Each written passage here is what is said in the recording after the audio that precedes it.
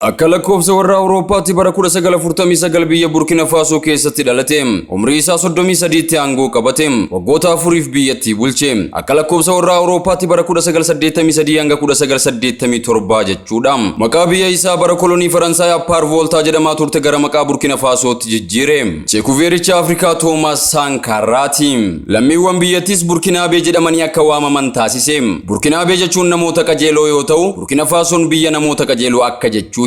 Toomaas Saankaaraan leellisaa Pan Afrikaanizimiiti. Impeeriyaalizimiif jibba olaanaa qaba. Kunis ilkaan biyyoota dhihaa keessa akka malee isa galche.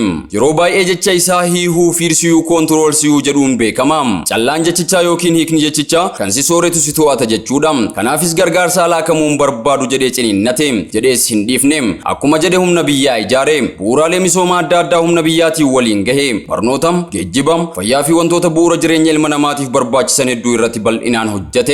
Toomaas Saankaaraan umrii ji'oota 3 keessatti lammiilee biyyattii 35,000 ol barnoota bu'uuraa barsiisuun barreessuu fi dubbisuu dandeessise. Gootichi Afrikaa kun waggoota 4 biyyattii bulche keessatti uwwisa barnootaa biyyattii parsantii 13 irraa gara parsantii 73tti ol guddise. Gama fayyaatiinis torban tokko keessatti daa'imman biyyattii miliyoona 2.5 ta'aniif talaallii dhukkuboota garaagaraa akka argatan taasise. Gama biraatiinis abbootii qabeenyaa irraa lafa fuudhee qonnaan bultootaaf hire. Kanaanis lammiileen biyyattii hedduun nyaataan akka of danda'an taasise. Hiikni aangoo Toomaas Saankaaraatiif uummata haqaan tajaajiluu qofa ture. Toomaas Saankaaraan akkuma nama kamuu jireenya gadi aanaa gaggeessaa biyya bulchaa ture. Qabeenyi isaa akka abbootii taayitaa biyya Afrikaa kanneen biroo osoo hin taane akkuma nama kamiitu konkolaataa dulloomtuu tokko, biskileetii tokko, gitaarota 3 fi wantoota bu'uuraa namni kamuu jiraachuuf barbaadu qofa ture. Ijoolleen isaa mana barnoota mootummaatti ijoollee hiyyeessaa waliin baratu.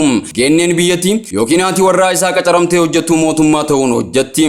Ministeerota biyyattiis jireenya irraa hafaa barsiifatan dhiisise galii biyyattii hundaan jijjiirama biyya isaa irratti xiyyeeffate. Kun hundi hojiiwwan gootichi Afrikaa biyya Burkina Faso bara bulchiinsa isaa waggaa 4 keessatti hojjete keessaa isaan muraasaadha. Kan nama ajaa'ibu lafti namoota qajeeloo onnee irraa biyya isaanii jaalataniif akkasumas namoota onnee irraa uummata isaanii haqaan tajaajilaniif yeroo dheeraan kennitu.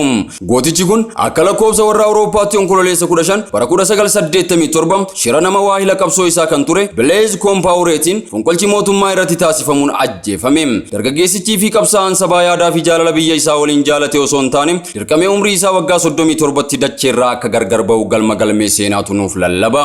Seenaan sammuu qaba. Gaarii hojjannu hamaas hojjannu akkuma dalagaa kennaatiin nuuf hima. Seenaan loogiin beeku. Kanaafuu hanga jirru waan gaarii haa facaafannuun dhaamsa keenya kan qophii har'aati. Cheekuveericha Afrikaa Toomaas Saankaaraan.